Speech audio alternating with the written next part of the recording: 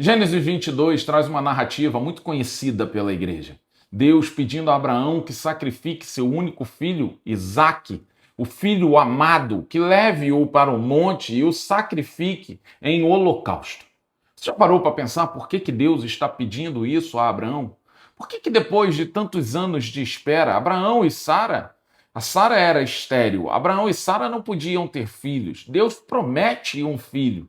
Depois que essa promessa se cumpre, agora Deus vai pedir que o sacrifique. Eduardo, eu conheço a história bíblica e eu sei que Deus não o deixa sacrificar depois. É verdade. Mas por que isso está acontecendo? O que nós podemos extrair desse texto? O que nós precisamos observar nessa história que talvez não esteja escrito, não esteja tão claro nos primeiros olhares ou nas primeiras leituras? Eu quero que a gente entenda que Deus está em Gênesis criando as coisas. Gênesis é o livro da criação. Começa na criação do mundo, começa na criação de Adão e Eva. Deus está estabelecendo um povo. Deus está deixando claro, a partir de Abraão, um dos patriarcas, que a partir dele nações seriam criadas, que a partir dele todas as famílias serão benditas. Então me parece que a estratégia de Deus aqui é mais do que provar a obediência de Abraão, é ensinar algo para Abraão e para nós nos dias de hoje. Naquela cultura, muitos outros povos sacrificavam crianças aos seus deuses. Naquela cultura, nós tínhamos uma entidade, um deus pagão chamado Moloque. E é muito comum que os povos cananeus levassem crianças e passassem elas pelo fogo em adoração a este deus chamado Moloque.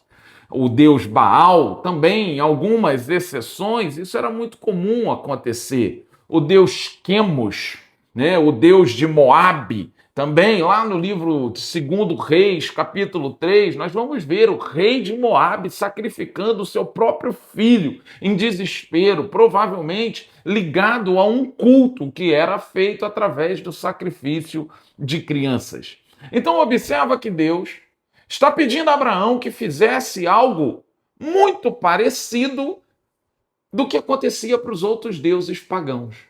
E isso não é à toa.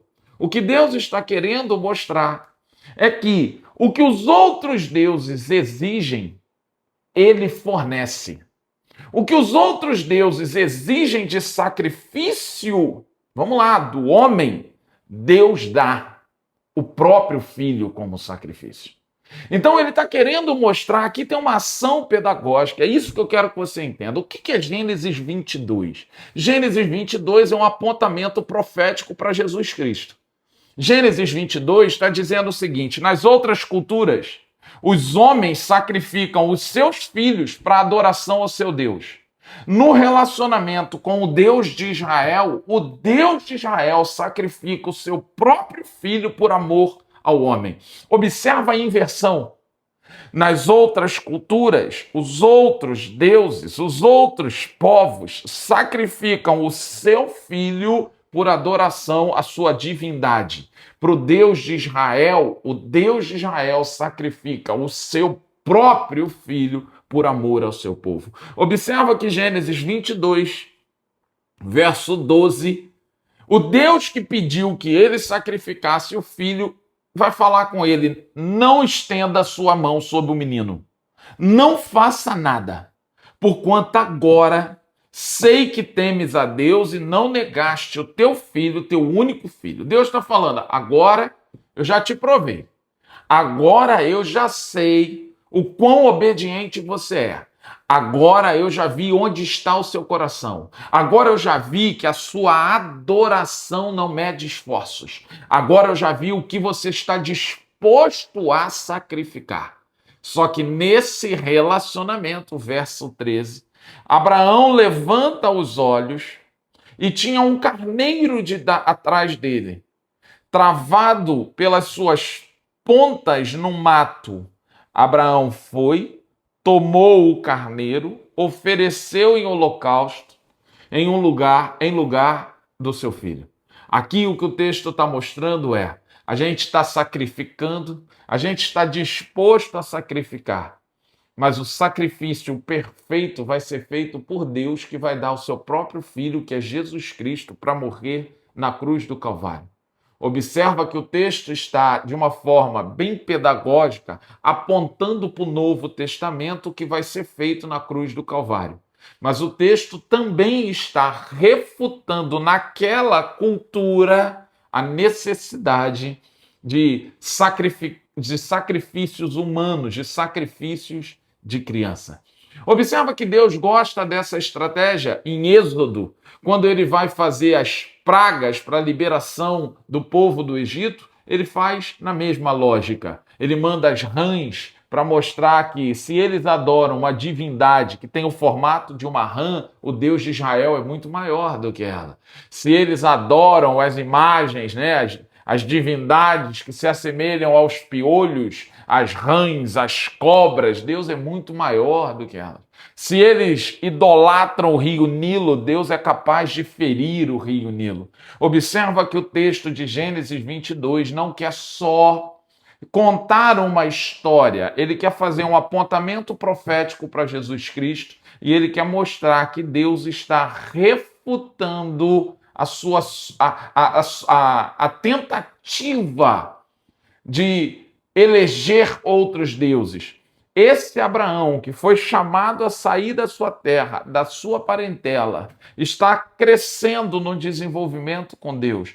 Então agora, Deus está dizendo para ele, eu sei da terra que você veio, eu sei a cultura que eles tinham, eu sei que outras nações sacrificam crianças, mas está na hora de você que se relaciona comigo saber qual é o modelo. O grande problema é que nós oramos, venha a nós o vosso reino, mas às vezes não entendemos a lógica desse reino. Venha a nós o vosso reino, mas não entendemos a cultura, as regras, não entendemos quem é o rei desse reino.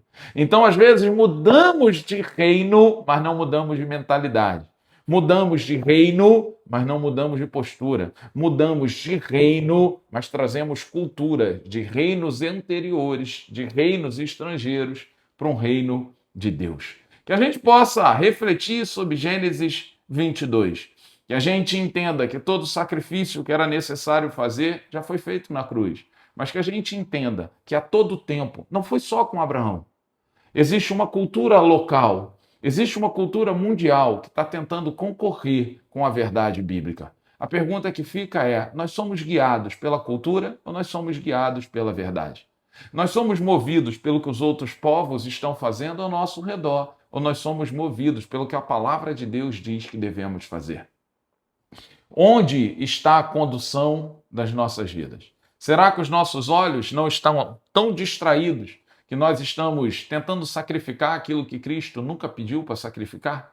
Será que os nossos olhos estão tão abaixados que nós estamos replicando o modelo que Jesus nunca pediu para replicar? Gênesis 22, 13. Abraão levantou os seus olhos. Abraão parou de olhar com a perspectiva da terra. Abraão parou de olhar com a perspectiva da cultura daquele lugar. Abraão parou de olhar com a perspectiva dos outros deuses e passou a olhar com a perspectiva de Deus, de Israel. Quando ele levanta os olhos e passa a olhar com a perspectiva do Deus de Israel, ele enxerga o que ele não conseguia enxergar antes, o carneiro. Ele enxerga o Cristo na cruz, ele enxerga o sacrifício perfeito e ele percebe, tudo isso aqui foi uma provação, tudo isso aqui foi algo que tinha mais a ver comigo do que com Deus. Porque Deus, o dono de tudo, não precisa do meu e do seu sacrifício. Ele já sacrificou o próprio Filho em nosso nome. Então, que você possa pensar nisso, que você possa rever não só o que está conduzindo a sua vida, se a cultura local está conduzindo a sua vida, como a posição dos seus olhos. Talvez os seus olhos, a sua cabeça esteja tão abaixada, tão reduzida, tão reclinada, que você não está conseguindo enxergar o livramento que já veio do alto. Eu fecho esse vídeo te lembrando, Salmo 121. Eu levanto os meus olhos para os montes, de onde virá o meu socorro? Eu posso estar vivendo um vale, mas eu não olho para o vale, eu olho para os montes. Porque se eu olho para o vale, eu não vejo saída. Se eu olho para o monte, eu vejo socorro. Se eu olho para o vale, eu vejo sacrifício. Se eu olho para os montes, eu vejo o sacrifício já feito por Cristo Jesus. Pense nisso. Que Deus te abençoe, graça e paz.